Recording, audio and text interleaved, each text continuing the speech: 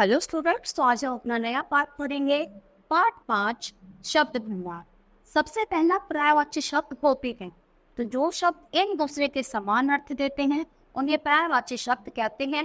इन्हें हम समानार्थी या फिर समानार्थक शब्द भी कहते हैं, जिनका मतलब एक ही होगा। मतलब शब्द तो अलग है पर उनके अर्थ एक ही हैं। जैसे समुद्र, तो समुद्र के पर्यायवाची क्या कहोगे? सागर, जलधि, वारिधि, सिंधु, नदी, रत्नाकर, उदधि, पियोली। तो इसमें से कोई भी 2 या 3 याद कर लेना। हाथी का क्या बोलते हैं हम? कुंजर, गज, करी, हस्ती। गंगा को सुरसरी, त्रिपतका, मंदाकिनी, जहानवी, भागीरथी। सेना को कटक, अनी, दल, फौज। सूर्य को भानु, रवि, भास्कर। अग्नि को ज्वाला, पावक, अनल, आग। रात को यामिनी, रजनी, निशा, रात्रि। तो जो भी चीजें लगे वो बोलन कर लो। इच्छा, कामना, आकांक्षा, चाह, अभिलाषा। पर्वत को नग, अचल, शैल, पहाड़गिरी। नदी को तटिनी, तरंगिनी, सरिता। विष्णु, लक्ष्मीपति, केशव, नारायण, हरि। मछली को जलगानी, मत्स्य, मीन और क्या है? सफरी। फिर मनुष्य को मानव, नर, जन, आदमी, मनुष्य या मानव। तो ये सारे क्या है? सारे वर्ड्स अलग अलग है पर इनके जो मीनिंग है, अर्थ है, वो समान है। तो बाकी के सारे पर्यायवाची आप खुद से पढ़। फिर आते हैं हमारे विलोम शब्द। अब विलोम शब्द क्या होते हैं? इनको हम विपरीतार्थक शब्द भी बोलते हैं, यानी बिल्कुल उल्टे, अपोजिट अर्थ वाले। जैसे क्या होगा? दिन, तो इसका होता है क्या होगा? रात। आगे पीछे, तो देखो आरंभ यानी शुरू होना और समाप्त यानी खत्म होना। तो प्रत्यक्ष, परोक्ष, सुस्त, चुस्त। सुस्त क्या होता है? बहुत ही ढीला ढाला, सुस्त सा इंसान। और चुस्त जो एकदम फुर्तीला हो। भोगी, योगी। परतंत्र, स्वतंत्र। हिंसा, अहिंसा। धीर, अधीर। अल्पायु, दीर्घायु। गुप्त, प्रकट। स्वाधीन, पराधीन। अंधकार, प्रकाश। पाप, पुण्य। सगुण, निर्गुण। समर्थन, विरोध। शुभ, अशुभ। पवित्र और अपवित्र। तो ऐसे ही शब्द क्या होते हैं? विलोम शब्द, यानी बिल्कुल उल्टे अर्थ वाले। फिर आते हैं एकार्थक प्रतीत होने वाले शब्द। तो ऐसे कुछ शब्द जिनके अर्थ में कुछ हद तक समानता होते हुए भी सूक्ष्म अर्थभेद होता है, यानी ऐसा लगेगा हमें सेम है पर तब भी उनमें क्या होगा? अंतर होगा। एकार्थक प्रतीत होने वाले शब्द कहलाते हैं, जैसे सैनिकों की टुकड़ी जा रही है और भक्त मंडली भोजन गा रही है। तो देखो यहाँ पर शब्द है और यहाँ पर इनके अर्थ लिखे गए हैं। तो आचार और व्यवहार। तो आचार मतलब क्या होता है? आचरण, चाल चलन या फिर रहने सहने का तरीका। और व्यवहार क्या होता है? जैसे इसका व्यवहार कैसा है, जब दूसरों को जैसे हम बात करते हैं वैसे ही लोग हमें जज कर लेते हैं। अगर हम अच्छे से बात करते हैं तो हाँ, इसका व्यवहार तो बहुत अच्छा है। और झगड़े वालों को तो ये तो झगड़ालू हुआ है, ये तो क्या है? ऐसे ही रोता रहता है, रोने वाला है। तो लोग हमें हमारे तरीके से व्यवहार से बताते हैं। फिर क्रोध यानी गुस्सा हो गई। और अप्रसन्नता यानी हम किसी से खुश नहीं हैं। खेद, तो मन का खिन्न होना, यानी इस बात का खेद है, यानी हमें क्षमा है। शोक, शोक मनाते हैं, यानी कोई मर जाता है, मृत्यु हो जाती है, या फिर अपना दुख प्रकट करते हैं, तो यानी हम शोक मना रहे हैं। फिर कर्तव्य और कार्य। कार्य कोई भी काम करना, और कर्तव्य यानी हमारी जिम्मेदारी है, ये हमारा धर्म है, इसको करना। फिर अहंकार और अभिमान। देखो लग रहा है सेम पर इनका मीनिंग देखना। तो झूठा घमंड, अहंकार यानी जैसे किसी के पास बहुत सारा पैसा आ गया तो इसने क्या किया? उसके मन में घमंड आ गया। योग्यता होने पर अपना महत्व दिखाना, हमें अपने पिताजी पर अभिमान। तो देखो क्या है? योग्यता भी हो और तब हम अभिमान दिखा रहे हैं, यानी हमें अपने पिताजी पर क्या है? अभिमान है, यानी गर्व है। या फिर कोई पिताजी अपने बेटे कहते हैं मुझे अपने बेटे पर या बेटी पर बहुत ज्यादा गर्व है, तो ये अच्छा वाला है। और अहंकार क्या होता है? ये बुरी चीज है। आधि और व्याधि। तो आधि होता है मानसिक रोग या फिर चिंता परेशानी, और व्याधि होता है शारीरिक रोग। अमूल्य यानी जिसकी कोई भी मूल्य ना हो। तो जो चीज मूल्य देखा भी प्राप्त ना हो सके, यानी बहुत ही ज्यादा मूल्यवान है, हम चाहे उसकी कितनी भी कीमत दे दे वो भी कम है। और वह मूल्य जो बहुत कीमती हो, जैसे हीरा, डायमंड बहुत ज्यादा महंगा होता है। अस्त्र और शस्त्र। तो जो हथियार फेंक कर चलाया जाए, जैसे भाला, तो ये क्या है? अस्त्र। और शस्त्र क्या होते हैं? जो हथियार हाथ में पकड़कर चलाया जाए, जैसे रिवॉल्वर या गन।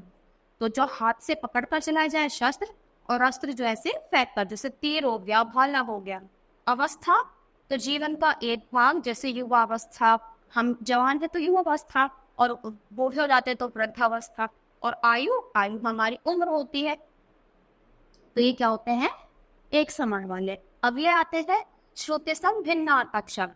तो जो ऐसे शब्द जो पढ़ने और सुनने में लगभग एक ही लगते हैं, परंतु वर्तनी और अर्थ की दृष्टि से भिन्न होते हैं, यानी अलग अलग होते हैं।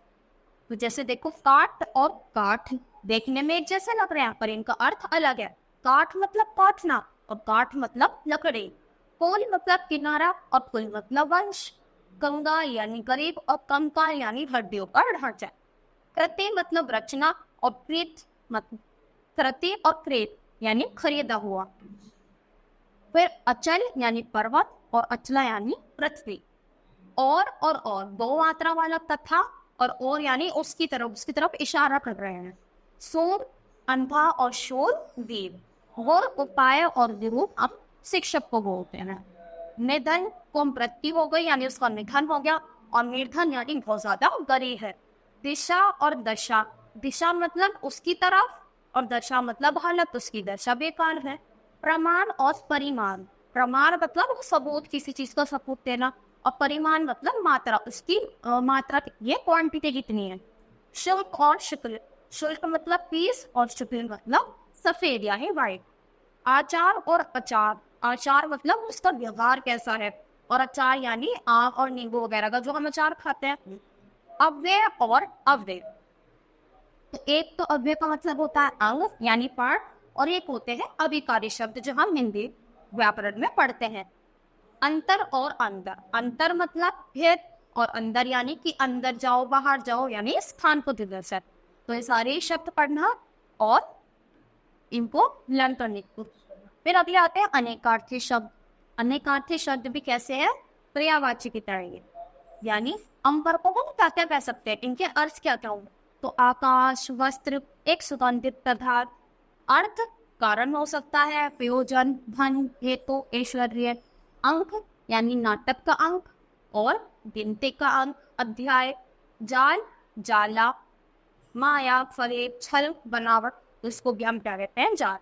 और साथ मतलब मित्र, पूज्य, प्यारा, बड़ा प्रिय।